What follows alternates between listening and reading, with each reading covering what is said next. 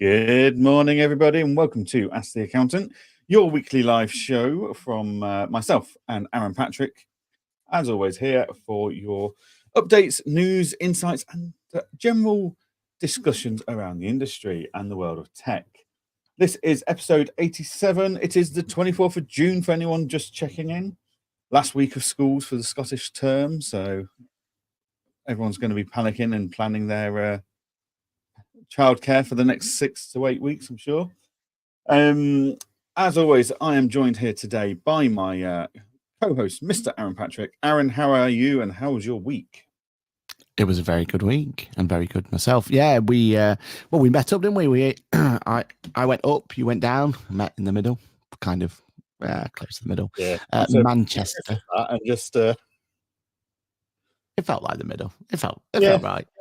When we met up in Manchester, we had a bit of a catch up and everything else, and we went to see a little gig at the fabulous new location of Co-op Live. The UK's biggest indoor arena. I think that's the official term. It's the biggest something anyway. We'll have to figure out. But what a phenomenal event space! Amazing, isn't it? Yeah. If you ever get a chance to go, get yourself down to the Co-op Live, whatever band there that you've got your eye on, it'll be well worthwhile. But we went to go see a little band called The Killers. And I got to do a bucket list and actually get Barrier. So I was there. Brandon Flowers, the lead singer of The Killers, either winked at me or my wife. We're not sure which one yet, but she claims it was at her. I claim it was at me. Either way, winked in our direction. So what more do we want in life? How did you find it your end?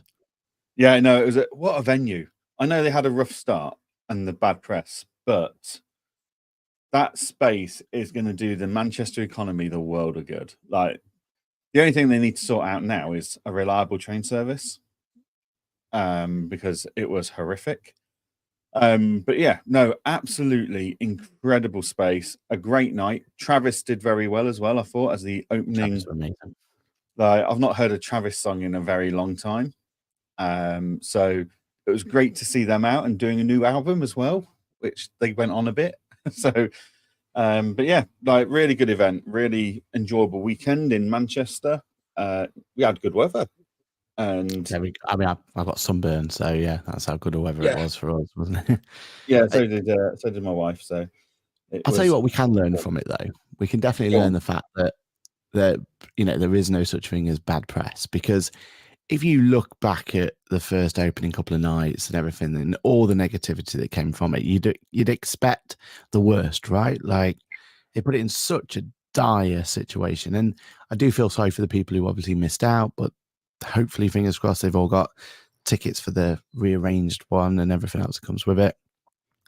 Yeah, if that, and sometimes you got to think to yourself, how much of do the press actually just overreact to these sort of things? We've seen it before, we'll see it again, right?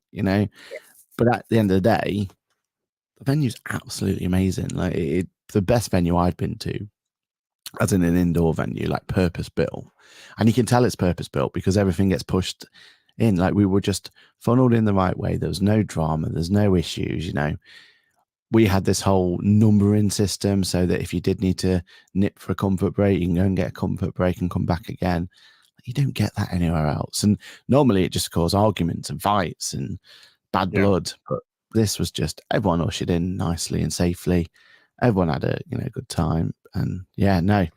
Again, it just makes you wonder, doesn't it, sometimes when you see it on the press of actually what happened. And actually, maybe that did them a good thing because everyone was talking about this cop, and maybe there were people sitting there going, well, I wonder, is it as bad as they say? You know what I mean? And that may help them sell tickets. But yeah. And then they've got people like you and me going, it's not, it's incredible. If anything, we're probably more amazed by it because of the bad press. Exactly. Like, we've gone in and we've been completely converted to what a great space it is. So yeah, no, absolutely fantastic space and a fantastic weekend. Let's say good morning to all of our listeners and viewers tuning in live. So good morning to Dave, good morning to Paul and Natasha and Louise, and good morning to Kirsty. Natasha is off to see the Kaiser Chiefs on Friday night at Lincoln Castle. Fantastic. That'll be a good evening. I predict a riot over at Lincoln Castle. Yeah, no, that'd be fantastic. There's a I don't lot think you got going on. that reference, did you? I mean, pardon? I don't think you got that reference. I said I predict hear a you. riot. I Oh, predict very a riot good. at Lincoln Castle. Yeah, we are. And then we've got people on Instagram as well. So Stephanie's on Instagram. So good morning, both, and happy Monday, she says, with a blue heart. That means it's a 0 heart. But yes, not everyone's perfect. Eh? And then Clive's here as well. Good morning, chaps. Good morning, Clive. Cool. Yeah, no, it was a fantastic weekend and event overall. Very well organised. I can't believe how much is going on in the UK at the moment. So we've got Taylor Swift is doing the rounds, and you've got your ticket to go and see her in London. You're very excited about that. I mean, you're Can't taking wait. your goddaughter as an excuse, but we all know it's really a booked for you. Foo Fighters have been doing the rounds. Killers are doing the rounds. Green Day are doing the rounds. Like Green Day and Killers were in the same city this weekend. It was ridiculously busy. But yeah, all good for the local economy and small businesses to sell food and drink to and hospitality to. So that's all good things. Yeah, there's a Derby donut company who are providing the donuts for Taylor Swift. How mad's that? Nice. Like, yeah, like you just imagine just a small little donut company that started out, and now they're going out there to produce the donuts for Taylor Swift herself. It's just, yeah, madness. Yeah, definitely. And yes, Kirsty, I'll take some down when I go. I've said I'll take some on the train with me for them. Can't guarantee all of them will arrive, but yeah, I'll take some. I'll help deliver. Yeah. Very reasonable delivery charge. Yeah. So, yeah, and yes, Kirsty, Aaron is a Swiftie fan. How awkward for him. I'm only going for Paramore, who's the support act. So yeah, we'll see. Yeah. That's like me saying I only went to Killers to see Travis. We both know it's not true. Very true. But yeah, right. Okay, folks. A few bits to go through. Girls Aloud are on tour as well. We've been told on Instagram. Girls Aloud are on tour as well, are they? Still? What do you mean still? It was a big comeback, wasn't it? Was it? Yeah, it was. Yeah. No one tells me anything around here. And Kirsty would like to see you dressed in a pink hat. I mean, how into this are you going to be? Because like I saw all the Swiftie fans in Edinburgh, and there was a lot of sequins, glitter, cowboy hats, cowgirl hats. Yeah, I mean it was very colourful. Aaron, I don't know if I'm going to get a choice. If I'm honest, I feel like my outfit's already been made for me, probably months and months ago. And yeah, I'll probably be wearing what they call them on the wrists now. Is it candies? I think that's what they call them. The little things that you have to trade with people. So yeah, no doubt they'll. I'll see if I can get some QuickBooks chat ones built. Yeah. Pass them over to people. Get anytime, probably QR code. Ask the accountant ones as well. Anything to get some brand awareness out there. Right. Next week's episode is full because of Swiftie fans. They're going to be so disappointed. Join us as I talk about my Swiftie review. Paul also says Metallica are dominating Europe, but no UK dates this year currently. There we go. They were last year, weren't they? They came to download last year. So. Yeah.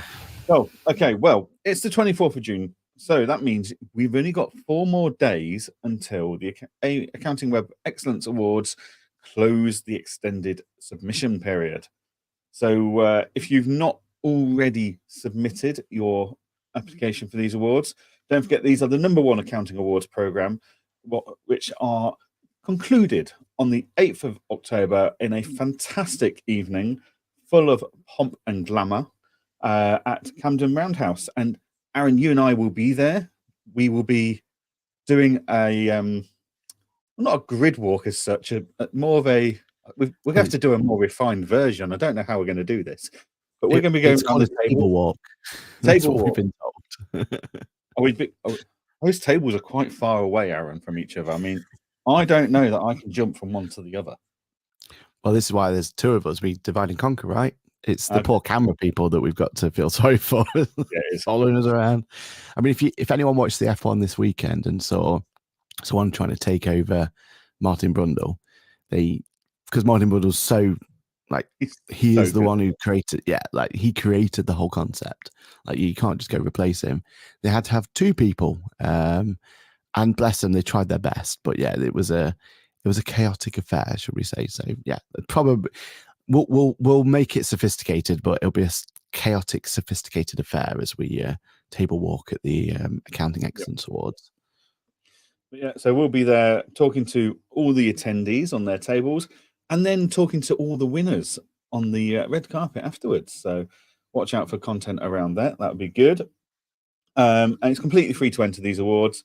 There's absolutely tons of categories. They're all independently judged by a very large judging panel from people from all over the industry, different governing bodies and backgrounds. So it's a fantastic way to get recognition for your team, your business, and any upcoming talent within your business. So yeah, make sure if you've not done it already, you get it done this week before you go on your summer holidays. You never know, you might come back from your summer holidays to find out you've been shortlisted. Cool. Let's jump into. Oh, good morning to Tim. Good morning, Ashley Leeds. Keep missing you guys. How's it going? Have you caught up from Accountex? It's just been a whirlwind since Accountex, hasn't it? I mean, It certainly has. Yeah. And good morning to Marcus, who has been very active on LinkedIn, talking all things AML and helping to raise awareness of it in his new role at Zama. Cool. Okay, folks. So not much news today. So if there's any topics you guys have heard and you want our insights, or any areas of discussion you'd like us to share our views and opinions on, feel free to stick it in the comments. We've got a couple of things to go through though. First of all, Sage have done a update in Sage Accountants, which basically means, from what I saw of Chris Downing's video, basically Sage have done what you've been asking practice management softwares to be doing for years, Aaron, which is a bit awkward. But Sage now lets you take deep links. So a deep link is like this particular URL web address takes you straight into this particular page of a particular website, or practice management tool, or QuickBooks, or Xero in this case. So you could click this one button and it will take you right through into QuickBooks to the very VAT page you're looking to look at as a report. For that client, and that's the important bit, right? For that client, yes. So they've built that into Sage Accountants, so you can try and streamline your workload and make tasks more efficient. So yeah, that's the latest update from Sage. When I first saw it, I had hoped that they'd actually built an API out so that they could pull trial balances from QuickBooks and Xero into Sage Accounts for accounts production and tax, but not quite yet. So we'll keep watching that space, because that could be an interesting one if they deliver that. Yeah, if they do actually do that, that would be an interesting move, right? Like that's them saying that we're available. We want you to have Sage as your number one provider, but if you've got clients on other solutions, go at it. Do you know what I mean? Like that could be really interesting. Yeah. And their accounts and tax production software is free to accountants, as is QuickBooks and Xero, and Free Agent for that matter, but none of those let you import data from other general ledgers. So this could be an opportunity for Sage to really put a dent in paid for account and tax return softwares. And just, I always find the more you live in an ecosystem, the more you enjoy it. So I've been using Free Agent for my own little business on the side. And the more and more I use it, the more and more I'm impressed. And the more and more clients I think, oh, that client could work on that. That would work for that client. And so, yeah, it's not a daft move to make us start doing accounts and tax in Sage for free, because we can import everyone in there, which we can't do with anyone else at the moment, general ledger wise anyway. And just to get you used to that environment and start thinking about things like that. So would be a very shrewd move from Sage if they did it. It certainly would, but would, and tinfoil hat moment and question out loud, but if you were Xero, would you allow this to happen? Because they have the ultimate say, right? They can decide who gets their API access and who doesn't. So if you were Xero, would you want your competitor? You what say? I was about to say, in Xero's, surely it's an open API that anyone can plug into.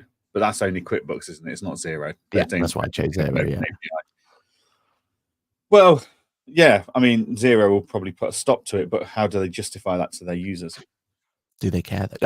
And that's not a dig at Xero. Like they're protecting their client base, surely. Yeah. Like, you know, it's their ship. They get to decide who comes on board, sort of thing. And would you allow it? Would you allow that to happen if you were a Xero yourself, like in the position you are? Would you let? But also, if they wanted to reverse this and do it themselves as well, if they wanted to go, right, well, you know, you're using Xero tax, yeah, and you can import Sage data, you can't have it both ways. So if they want to do it themselves, then they're going to have to allow Sage to do it.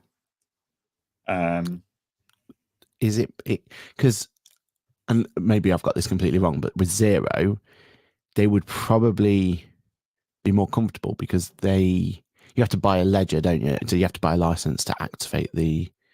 You do at the moment for Xero, yeah. Yeah, and with Sage, and maybe Tim can tell us I'm right or wrong here, but I believe you don't need a license associated with it. It's just part and part. You know, if you had a QuickBooks client, you could just bring the TB in somehow and make it work for the Sage accounts production and tax return. I believe so, anyway. But maybe I've got that completely wrong. But I thought that was like the difference between Sage versus Xero, etc., was the fact that you don't need to have a license in Sage. Mr. Downing is in the comments. He has said you don't need a license with Sage for final accountants. Yeah. So for Xero, they probably like don't care what they connect to, right? Because they already get money out of you. So yeah. Be interesting to see. I'm more interested to see if Xero would allow that. Like, would they allow? Because they obviously allow TaxCalc, KPM, NOMI, I believe, and all those ones to connect. Because they've technically got bookkeeping solutions. So the president is there. It's set. They've got bookkeeping solutions. They've got payroll solutions. Whether they are ones that you want to use or not, different matter.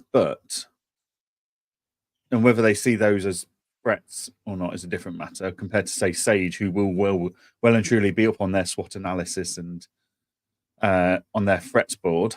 But yeah, it'll be the ones I'd be more worried for are if QuickBooks Xero and Sage started letting you just import other general ledgers into their software at a click of a button, like you get from TaxCalc, TaxFiler, Iris, whatever.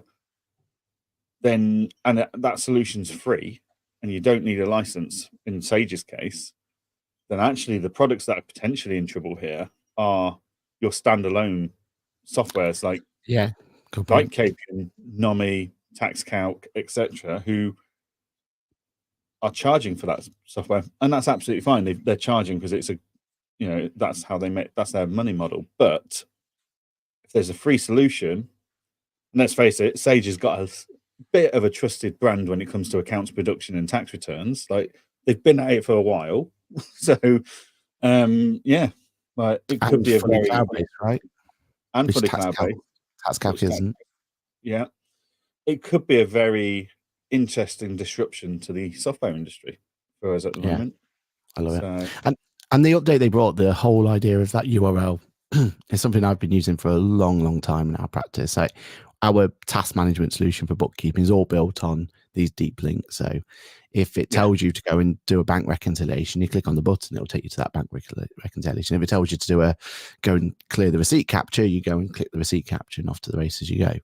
So having that on, because I built mine on Excel or Google Sheets and kind of Frankensteined it together in the nicest possible way, right? Like, it's not built for scale at all, but it does the job for what we need it for. Where this could be an opportunity for you to be able to really at scale just nail those workflows, like have it so it's through in. I'm a huge advocate for QuickBooks Working Papers, one of my favorite features of QuickBooks, and having the ability to be able to link that exact working paper to that exact client. Well, that makes that workflow, if you're reviewing the job or if you're looking to go onto a meeting for a client or whatever the situation is going to be, if you can have one click to get to that particular area, makes your life so much easier, doesn't it? So yeah, love this update. Now, hopefully it's something everyone looks at and starts looking. What happens if Sage has got working papers and you can import your TBs from Xero, Free Agent, QuickBooks, etc., Mm. then actually it's become an even more all-in-one solution, because I can't do that with QuickBooks Work Papers at the moment. Like, there's a workaround, but it's a new license, and Yeah. it's a hassle. And then it's import export manually, isn't it, and everything else. Yeah. Again, there's workarounds for it, but yeah, it's not seamless. So interesting times ahead for that. Certainly one to watch, I think. Cool.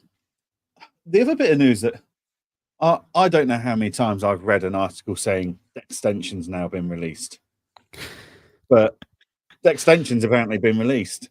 But the one thing I did notice, to be fair, in this article about the extension was, because it got announced like autumn last year, and I'm sure I've seen it 2 or 3 times saying it's now live. But in this update or release, as it were, they now do work with QuickBooks as well as Xero, because it was just a Xero only product. I imagine they'll be working with Sage in the coming months to add that on there for Sage Accountant. But is it the fact for Sage though, because they've already got auto entry? Is that like it's already a closed ecosystem for Dext? And yeah, I don't know. Maybe they're looking at the numbers and thinking, well, we don't get too much people connecting Sage because they've already got auto entry and it does everything they need for them, right? So I'd imagine that's something at that a more affordable price in most cases. Definitely. So so Dextension. So for those that aren't aware, Dextension is a Chrome browser plugin, which is there's little apps you install at the top of your Chrome window, and basically it's designed so when you're looking at things in QuickBooks Xero or in Dex, you can then, there's a lot more to and fro and a lot more synchronization of the data and spotting issues and stuff. So yeah, it's designed to make your workflows more powerful during bookkeeping, basically, is my understanding. I've not had a proper play with it yet because I've moved away from the Dex product, but I've also not heard many people raving about it and stuff. In fact, maybe Stuart Hurst started talking about it a bit more recently. I could not be sure. Yeah, it was on one of his videos, wasn't it? But yeah. Right. But yeah, so plugs into QuickBooks as well now. But what are we on? 12 months after the price increase? Is it too little, too late? Potentially. I mean, they're positioning themselves as the premium product, aren't they? It's like, I mean, we'll talk about it later, but another solution's now letting us do data capture. So, the whole them providing data capture, which at the beginning it was just them and auto entry, right? Like they were the only two. Yeah. They were you chose between one or the other, and you picked which one you're going to be. But now with various solutions out in the market, some absolutely dominating in terms of speed and price and everything else, they're positioning themselves to be the premium product, right? Like they're the only ones still from memory who can let you import and it might not be live yet, but they were talking about the rental statements, right? So you can send a rental statement in, it'll extract line by line by line and give you that sort of thing, right? They've still got, and I think that's what they're going to be pushing, isn't it? Is that, we may not be the most cost effective now, but we've got premium, and the reason we've got a premium is because boom, and Dex extensions part of that. Is part of the new update for Apple, does that mean Safari can now have Chrome extensions on? I remember they mentioned something, didn't they? Yeah, Safari's been able to have extensions for a couple of years now.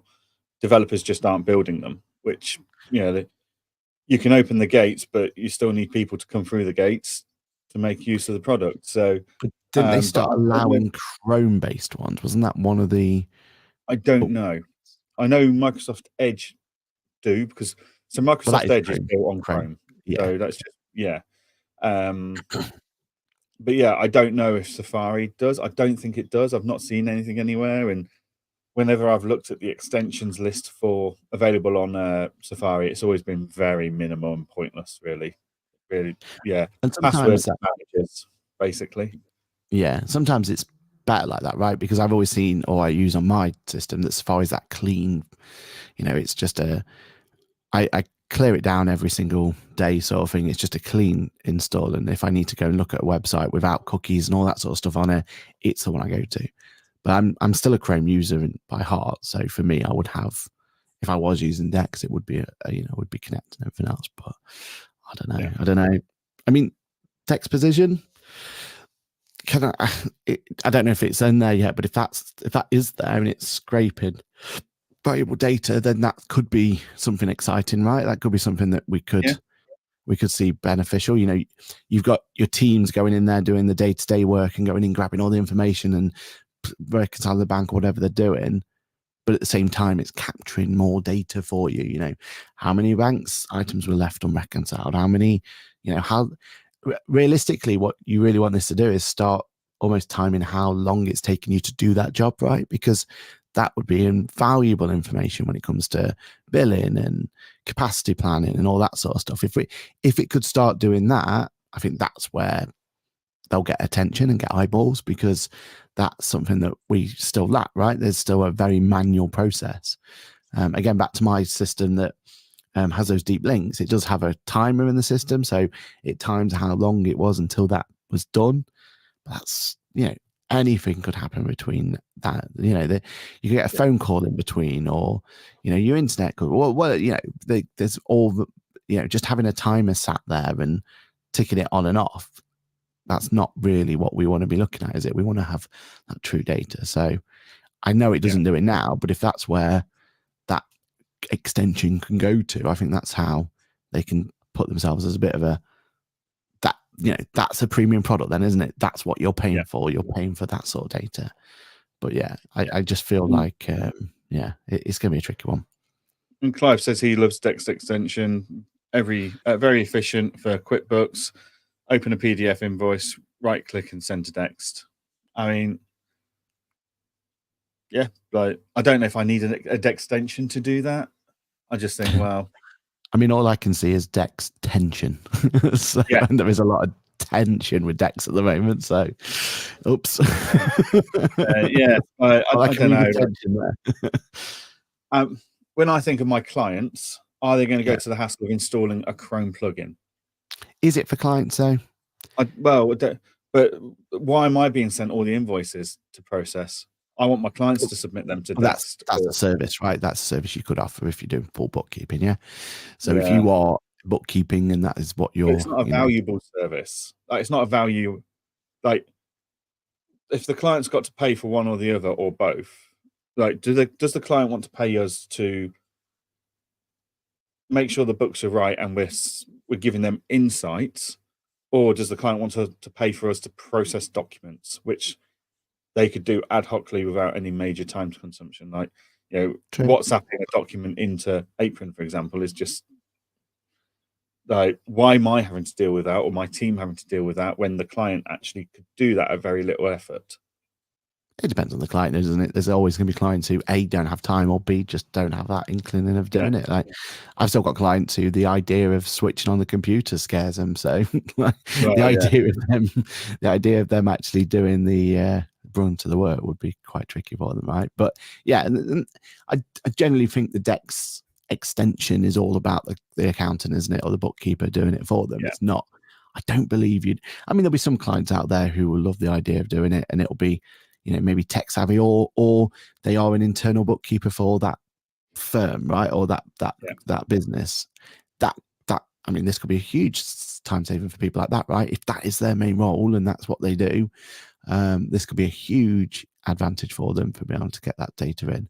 Because I think there's still that perception from a client's point of view that Dex is the go-to solution, isn't it? Because a lot of the time it's because the accountants introduced it to them back in the day. And I do think a lot of clients, because they're not doing it at scale, they probably see the price and go, you know what, I don't care what the price is, if I'm completely honest. It's saving me all this time, on an individual like business basis.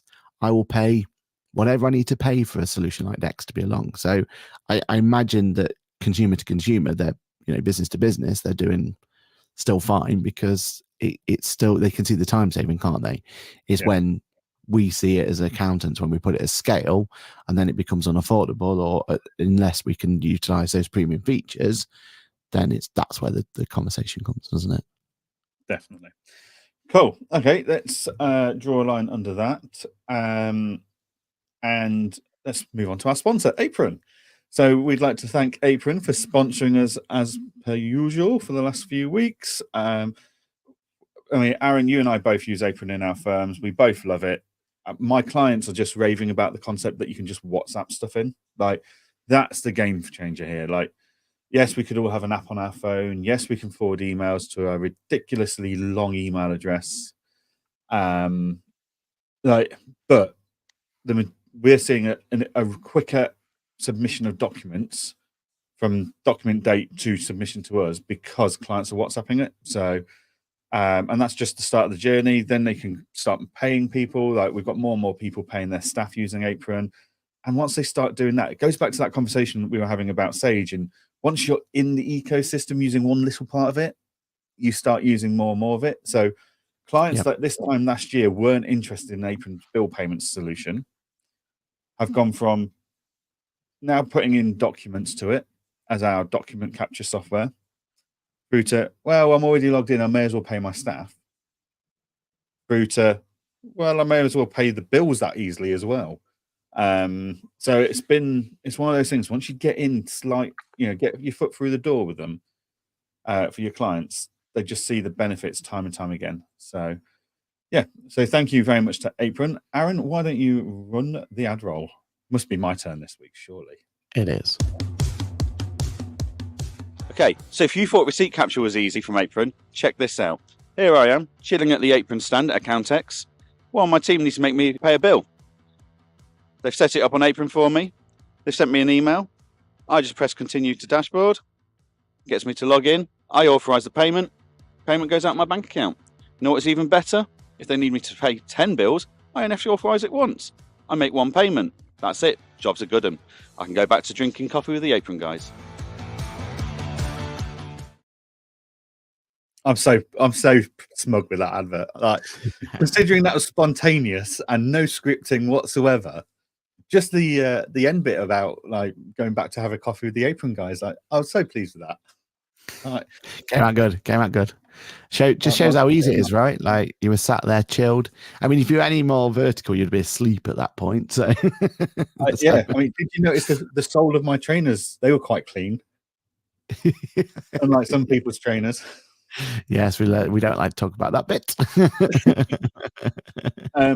But no, absolutely love Apron, and clients are loving it too, which makes all the difference. Because normally, when you change a software like a document processing, clients get very annoyed with it. They don't like change. If you think accountants and bookkeepers don't like change, clients like it even less. Exactly. So you've got to really find the benefits for them, and Apron has certainly been an easy conversion for us. Okay, so one last bit of document capture news, seeing as that's the trend we're on at the moment. Approval Max, I believe, have launched a document capture tool. So you can now capture the documents, approve them, all in Approval Max. Aaron, you've found this one, so why don't you tell us a bit more about it? Yeah, so, I mean, you can understand why. It's the same argument with Apron, right? Like, Apron were sat there saying that they were building this amazing payment platform, as you said in your video there, in your advert. And the one thing they were relying on was other technology for capturing that data in the first place. So they were capturing the data, and if there was any errors, any issues or anything, it was then affecting the Apron payment, right? So Apron were like, well, we're already reading that invoice, because their USP is that they read the invoice anyway to get the bank details. So if we're already reading the invoice and the PDF that's attached, why not just give an end-to-end solution? And that's exactly what Approval Max have done. So for anyone out there who's never used Approval Max, never heard of Approval Max, their big thing is about making that approval process just work. Like that, that was their one thing. They do it really well. And you've got clients who need multiple approvers, or you need clients who, you're doing the work for them and you need some sort of approval solution in approval step within the workflow. Approval Max is a really good way of doing it. Even though Xero themselves have a built-in approval solution, a lot of people are still moving to Approval Max just because it's so much more powerful. You can do conditions, and if it's over a certain amount, it can go to here, and if it's under a certain amount, it goes to there. There's all of those sort of elements there that make Approval Max really work. Now, they've got the opportunity to have a built-in automated data capture tool. So very similar to the Apron story, they've now got the opportunity to capture the data directly in. Scan bills directly into Approval Max, reduce the risk of errors, go paperless, and everything else. So I can't imagine this is going to be one of those where, you know, you're going to move every single client you've got over to Approval Max because, you know, because of what they're doing. But I think if they're already using Approval Max, they're already in that ecosystem, like you just said, and they don't have anything else, or if they do, if they're on like a Dext or something, then maybe this is an opportunity to move them over, you know, kill one of the subscriptions. We've all got subscription burnout at the moment, haven't we? So having the opportunity to have it all in one sounds good to me. Works with Xero in all regions, QuickBooks Online and NetSuite compatibility coming soon. So, yeah, I mean, that's also a sign of the target market for Approval Max is this isn't for your window cleaner and your local small business. This is for those larger small businesses into medium businesses where there's a hierarchy of authority that so-and-so's expenses and or expenditure or purchases or whatever it is needs to be approved by this person, and then that needs to be approved by that person. That kind of infrastructure is what Approval Max are targeting, isn't it? Yeah, and they've got Approval Max Pay there as well. So realistically for them, you know, if they've already got people using that ecosystem, it makes sense, doesn't it? If you got accounts payable team in your business, this could be a really useful tool for them just to have that and that approval bit's the bit that they bring to it, don't they? So, you know, and it gives them choice, because I think we would still push you know, Apron in our firm because that's what we've been using since day one for kind of making payments and stuff for clients. But if they're already in that Approval Max and that's how they've been doing the approvals going forward, then they go through. I've just clicked on there. There's Sin7 integrate as well. So that's the stock management solution, that inventory solution that Xero users absolutely love. There's that option there. So yeah, I think it's going to be an interesting way, and hopefully as well, this is where people like Apron can have a bit of competition, right? Like at the moment, they're dominating that end-to-end solution. So this could be a nice way of having people like that, just having that. Well, let's learn from what's that solution doing that we're not doing, and what can we bring to the table, and all that sort of stuff. No, it's good. We're happy with it. I think we want to keep an eye out for and see how that goes. Fantastic. Speaking of Xero, they've been about everywhere. They've been rolling out the big guns to explain their aspirations of AI, which is, you know, this is kind of, so it's what we saw QuickBooks talk about last autumn, even though it's not actually delivered anything yet. It's what we saw Sage do back in March. They had their CTO and CEO and stuff doing a big presentation and talking to a lot of the media about their hopes and aspirations. They've now got a beta that's due to go public, I think, in the next 6 weeks. I believe it's August. I'm sure someone in the comments will correct me if I'm wrong, but I'm sure their beta's due to go mainstream very soon. So yeah, Xero kind of just rolling out the big guns, as it were, to go and talk to the media and to try and give us reassure some confidence in their vision and aspirations for the latest technology, that is artificial intelligence, and what they're planning to do with it. I've not managed to listen to the whole podcast yet, but Tom Herbert from Accounting Web did a fantastic interview with Xero's CEO. So if you're interested in that, definitely go and listen to Tom and have a chat with Xero's CEO there, and just see what you think of her thoughts on AI. I believe they touched on the topic of pricing as well. Not the AI product, just pricing mentality in general, after a bit of ridicule in the industry for the last few weeks for them. But yeah, it's still very much talk of the town, isn't it, AI, in finance management softwares. And, you know, it's interesting to see that, you know, Sage is dominating with this at the moment for actually delivering. Xero seem to be close catching up with Sage now, with Jax going into beta in August. Still not heard anything from any form of UK version of Intuit Assist, which it's a shame. I think they've missed the boat now. They had a chance to get ahead of this, and but their usual, we'll do it in the US where we're still writing checks. We're that tech savvy, and then we'll roll it out to more tech savvy countries. I think it's burnt them again on this one, but yeah, it's going to be an interesting year ahead, I think, for AI for all of the vendors, and who's going to try and put it in there. Like, we got announcements last year from softwares that it resulted in gimmicks or non-delivery at all. So it's I think that's why I think people like Sage and Xero have heard what was announced last year, saw the execution or lack of, and seen the public's reaction of, that's a bit gimmicky. Where's the real value in AI to us? And I think they're working very hard to prove that actually there is a lot of value if you do it right, if you execute this properly. So yeah, I mean, I'm looking forward to AI in the industry. What about you, Aaron? Yeah, I'm looking forward to it. I think we have to taper our expectations, don't we? Like, this is the exact same thing that we talk about all the time. We have this culture, as in the bigger firms, or bigger software vendors at the moment, of this minimal viable product. They're releasing stuff that is tainted as soon as it comes out the door because it's not doing what our expectation are as accountants, right? It's not delivering what we need it to do. And AI is that next big step, right? If everything's right and we, and our expectations are met for what it can do, then we need this to launch and land appropriately. There's no point this launching and it's a little, person talking in the corner saying, "Hello, welcome to this."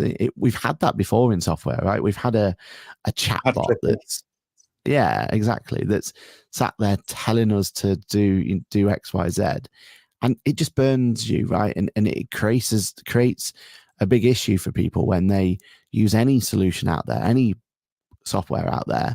If they're going to use something and it doesn't do what their expectation is, or it's been implemented in a poor way, or whatever the story behind it is, but if it comes out in a poor state, people don't use it. People then don't, and it becomes really difficult to get them to go back to it, because it doesn't matter what updates they have that first initial impression.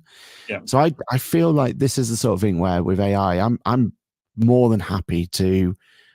I've seen what it can do. Like, Copilot's smashing it in terms of Microsoft. Like, if I need to reconcile some stuff, throw it to them. Bit of a janky workaround, but I'm saving hours and hours and hours of my time already, right? And that's by having a janky workaround where I'm sending the information over and manually having to import it to then use AI to be able to find the differences. So I'm already confident that AI is going to help me in my practice and, build in more efficiencies and everything that comes with it. I would much prefer them to take the time. And especially what I don't want is a hastily put out thing, which I fear that Xero's doing, right? Because their messaging was completely off the mark. That's why they're having to backtrack now. Like, they're having to go around. Back in March, yeah? Yeah, where basically, if you read between the lines, it's get Jax, which is, their version of their AI, just ask Xero, get just ask Xero Jax and you won't need an accountant, is what, they didn't want to say that, but that's the hastily put out message, and that's how it seemed. And then they put up on XeroCon here's your Jax experience, and it was slow, it was difficult, and that's in an environment where they can control, right? So if they can't get that controlled environment right, if they can't get that, then it's not ready for any form of public release, because it's just going to tarnish the experience. It's just going to make people unthinking. And the fact that they still won't tell us who's providing the data, who they're potentially going to sell the data to. This is Xero, right? They've got precedents for selling data and making money, right? They're not making money at this point in time, right? I just fear that Xero's just, instead of bringing something to the table where they can, justify their part and being part of it, they just don't want to be left behind. So they're hastily putting something together. They're getting betas out there. They're putting unfinished demonstrations on ZeroCon and stuff like that, just to have a conversation. And I don't know. I don't know. Maybe it's a really clever marketing ploy. The Cybertruck, for example, that's the Tesla Cybertruck. They, famously they showed that, they told everyone it's bulletproof and you can do anything this. And then in the demonstration, they threw a rock at it and it smashed, right? And that got everyone talking. Like, they say it's bulletproof, we can't even take a rock. It was all planned. It was all staged, because when it came out 6 months later and they did another demonstration, it showed exactly what it was. So maybe that's what they're trying to do. They're trying to rile people up and trying to get us to, but I don't think they are. I feel like it's just hastily put out there. And if they don't get this minimal viable product, then my fear is that people will just see it as a gimmick and it'll be Pixie and thingy all over again, right? Like, where it's not going to be viable. So I don't know. I'm worried. I personally, these are the sort of things I'm happy to take my time on. Like, Apple can take as long as they need to take to get it out there. QuickBooks can take as long as they need to take to get it out there, right? I'm happy to sit and wait, because what I want to happen is when they finally launch it, from day one, it's impactful. From day one, you get why you want to use it, and it's not just early adopters just trying to piece it together and justify it, because that's never gonna. History's shown that that's never going to make it viable. So, yeah, we'll see. Yeah, we'll see. History also shows QuickBooks doesn't always do that delivery of a good viable product. So, my concern, the benefit for Zero, exactly that, isn't it? But the benefit for Zero, any AI tool that's going out there, is if they roll it out in a beta tool, they're starting to collect data. The reason Sage have launched AI Copilot back in May, and it's a good viable product. What I've seen of it is very impressive. Yeah, but then they're making it so much more powerful, so much quicker, because they're working on real life data. My concern is when people are building a tool based on developers' intuition, developers that have never worked in an industry like accounting and bookkeeping. We know how wrong that can go. We've seen so many products get launched and you go, that could be amazing. And then launch them. It's like, and it's clear you've never spoken to an accountant or bookkeeper in your life. Yeah. Or they then go, well, it's all right because we're basing it on beta data. It's like, from what market industry? From what country? Because the way, say, accounts and bookkeeping is done in the US and the UK, dramatically different. Yeah, exactly. So telling us that, it's already the product's in beta in America or in New Zealand or in Australia, wherever it's in beta, is of no relevance and use to the UK. You need to be beta testing in the UK. So at least Zero are going to be getting the data. So they can then learn. At what cost, right? Who are they selling it to? Who's the back end? Like, they're coy about this. And I'm not saying they are. Like, this isn't me criticizing or saying, but they don't tell us either way. Zero it's Zero. But I'm against your rapid release concept here. Like, look at Sage, they're smashing it. And we know where the data is, we know what they're doing, and we know they're learning from this really quickly. But you've never played with it. You've not tried it. So I have played with it, not on my own data. I've been and done it with someone else, but but you need to use it on your own data, right? Like, until that happens, until you've got use case of your own workflows and your own thing, we still don't know. It's all speculation. And I know 100% confident Sage is going to smash out the park. That's fine. I've got big issues about Zero, clearly, but that's only because they're not telling us all the information, right? If they're upfront with us, I can get on board. But if we're using analytics AI day in, day out in our firm now, like, it's generating meeting notes for us. It's generating insights to reports and stuff for us. Yeah. There was no fanfare. It was just released. It was done. And they got on with it. Now. Yeah, but that's a different scenario, isn't it? Because analyzing of the data, that's happened for a long, long time. And we can do that now with software, right? And we can use Copilot, Microsoft Copilot, or ChatGPT or anything if you really want to risk your client's data, right? You can do it. That's there. But I think the cleverness or the as you just said, I can't do that in a secure environment. Mm. I can't even do it in I can't do that in Xero. I can't do it in QuickBooks. I can do it to an extent in Sage, and I can do it in SIF Analytics. So you don't need to be last to the party to deliver a good product. You can be first and deliver a good product. What really matters is actually what are you delivering, and when are you delivering it? Like, stop talking about it. Like, if QuickBooks' product wasn't ready to launch, it should never have been spoken about last autumn. But it is ready because it's already in the US, right? Like the launch about you need to be getting UK data and usage to understand how it's going to work for the UK market. But the basis is still going to be the same. Yeah, there need to be tweaks, and of course, like the biggest issue we're going to have is VAT, because VAT is such a, it's nowhere near the same as what it is in the whatever they call it over there, indirect tax, whatever they're calling it over there, right? Or direct tax, I say. Like that's always going to be the Achilles heel, but that's fine. Like let's get it right, because what we want AI to do is not just do the analysis. It's going to come to the UK maybe at the end of this year. We don't know. Maybe later. Maybe. But by that point, Sage has already been out for 9 months minimum, getting UK relevant data based on UK relevant questions. Xero would have had 6 months of that. Yeah. So and sold it to whoever. Still behind. But 9 months isn't that long. Yeah, if it is 9 months, we're speculating, right? But it could be a year, could be longer. But what are we, 2 years into ChatGPT in general? And look at, like, normally I'd agree with you. 9 months in the world of technology, I agree. Normally Apple aren't out yet, right? And Apple won't be out for a while. But we are already sat there going, it's longer looking at it.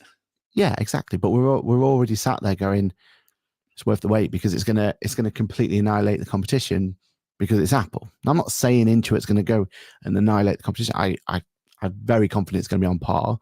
And I'm, if I was a betting man, I'd put a bet on that it'll be better in certain places, right? Because it's going to take time for these things to start really developing.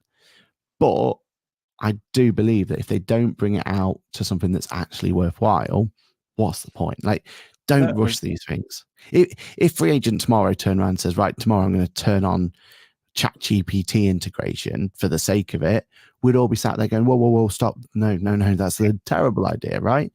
For someone like them to go away, they're going to have to go to the drawing board, they're going to have to build it from scratch, and they're going to have to take the 2-3 years it's going to take to get it out into market. And that's fine, because that's how this needs to be done, right?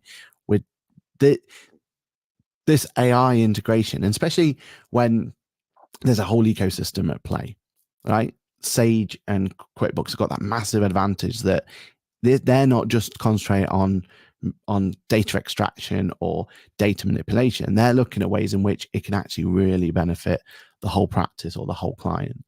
Like for me, I am actually more excited about MailChimp's AI integration than I am at QuickBooks at this point in time, because I feel like that's going to have a huge impact on clients.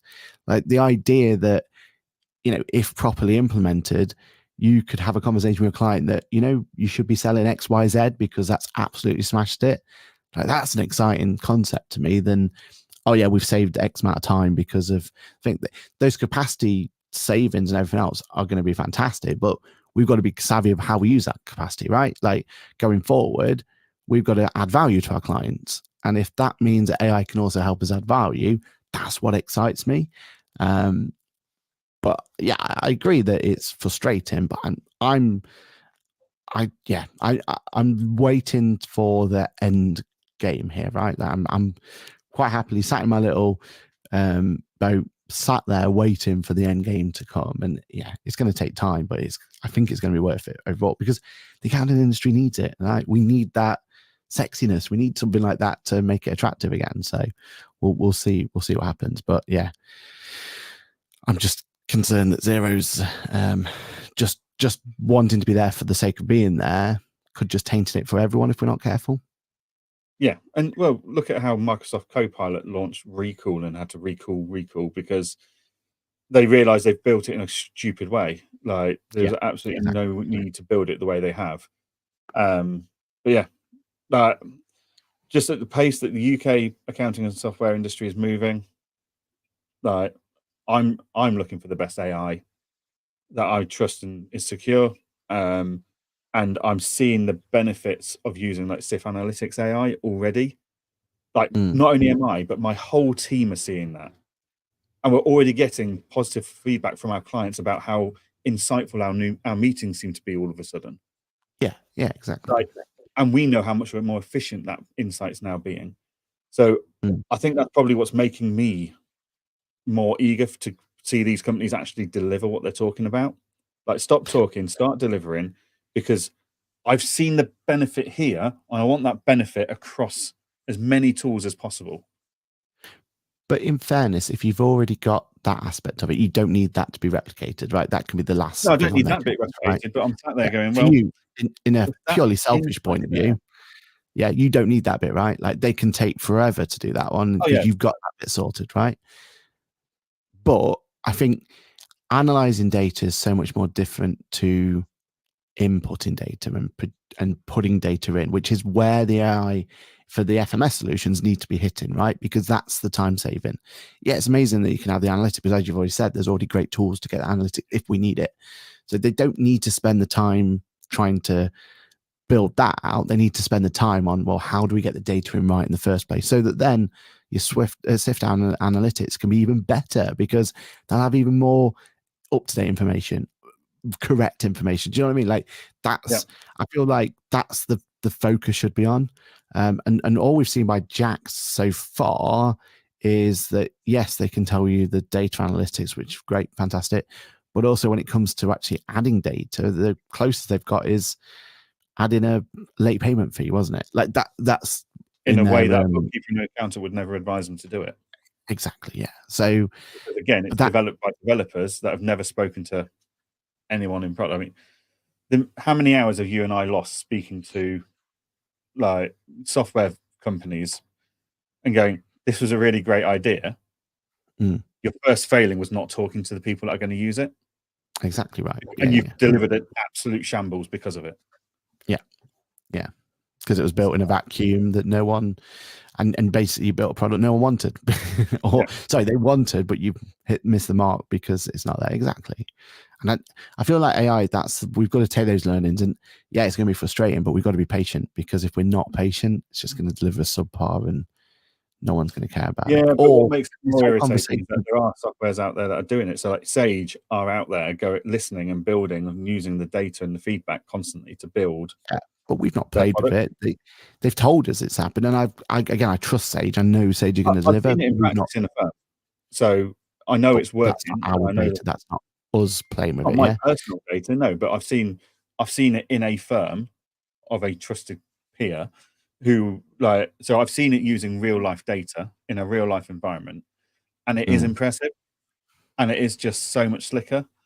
But the fact that literally, like, he was like saying, oh, when it first came out about a month ago, it did it up to this point, but it now does it up to this. So I'm seeing rapid development already. And yeah, so if that's what Xero needs to do, but I mean, yes, they need to reassure us on pricing, they need to reassure us on data security, and they need to be completely transparent about that. But if by getting the product out and being tested in the UK market means they've got a tool that's actually going to be usable and is going to be learning from it, then good on them. And I, you know me, I don't defend Xero at the best of times, but if they can be transparent about the data, the language model, etc., and the pricing, then if they've got a tool that's out there, as long as it's not breaking anything and they are learning and you can see constant evolution in it, then I think Sage has proven that's the way you do it, rather than developing it behind the scenes with no confidence from the industry that you've got any input from anyone but a developer, and then it gets delivered and it's like, well, actually, like, based on my history of various software companies, the amount of deliveries I see where you go, oh, that was such a good idea, the announcement was brilliant, who thought you worked like that in this industry? Like, who thought that was the workflow we should use? Yeah, I think they need to get it out there, and they need to start building based on what they think we're going to be using it for and how we're going to use it versus how we actually do. two very different things. And you can't do that without having a beta out there and available. So, I mean, we shall see. History's out there already, so yeah, we'll see. History's already got a whole, because if you remember, there was a chatbot like 4 years ago in QuickBooks Self-Employed, and it was like no one used it, no one was pushing it, and that was designed to go, right, let's innovate, let's have the base out there, and then let's work. No one used it, so in the end it got canned. And that's your problem, right? If you don't hit this with the ground running, if you don't give enough sweeties there for people to start playing around in that sweetie jar, and it'll fizzle out. And we know the potential of it, and if all I'm saying is we can't risk this just fizzling out. The industry needs this. The industry needs Sage to hit it out of the park, needs QuickBooks to hit it out of the park, and it needs Xero to be transparent about it. That's what I'm saying. Cool. Okay, well, that brings us up to time, ladies and gentlemen. Who said we weren't going to fill this episode? We've got bits we didn't even talk about. Give me and Aaron the ability to talk about the execution of AI, and we'll be here for weeks. Overall, we both think it's the future. We both think AI is going to power and enhance our working lives, etc. And we both, I think, have the same end goal for AI. It's just the execution of the idea to delivery. You're a bit more conservative and reserved about it all. I'm a bit more, no, trial and error. Come on, let's get on with this. Providing certain staple things are met at all times, like data security, then trial and error, I prefer to get on with it and test and feedback and stuff, but that's fine. Yeah, so. But I suppose I've already got tools that are doing it for me, right? Like Microsoft Copilot is doing what I need it to do. Yeah. Like, it's saving time. It's just a horrible workflow to get it done. But yeah, I'm happy to go through that pain to go, right, this is what's cool. This is what's doing it. Right, let's see if anyone else can implement it in a better workflow. So we shall see. Definitely. Right. Well, Aaron, what have you got coming up this week? I'm hoping a quieter week because I need it. I need to get on with everything now. Quite a week. So hopefully, fingers crossed, I can tick a few of those items that have been on the to-do list for too long, get them up and running and implemented, and move on. So because in 2 weeks' time we're off to Formula One, so I've got to get ready for that. That's the that's the criteria. What about yourself, Jan? Quieter week, hopefully. Just got absolutely tons of to-do things to get on with. And my operations manager's off this week on holiday, which is very rude and inconvenient, if I'm honest. But it means that I'm now actually going to be needed in my firm and be in charge and answer questions. So oh dear, never mind. She'll come back to a mess, but that's what she gets for taking holiday, isn't it? So busy, it could be a busy week, but I'm hoping to be a productive busy week. Get my feet back under the table and crack on before, as you say, 2 weeks' time we'll be out towards Silverstone direction.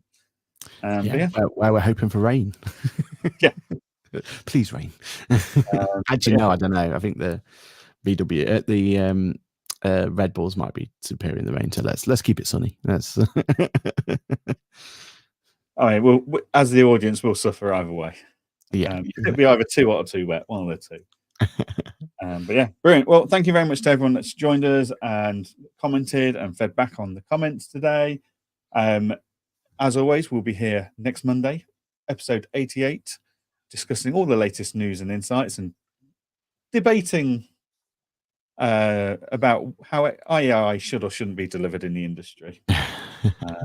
And again, thank you to Apron, our sponsor, for sponsoring the show. We look forward to seeing you all next week.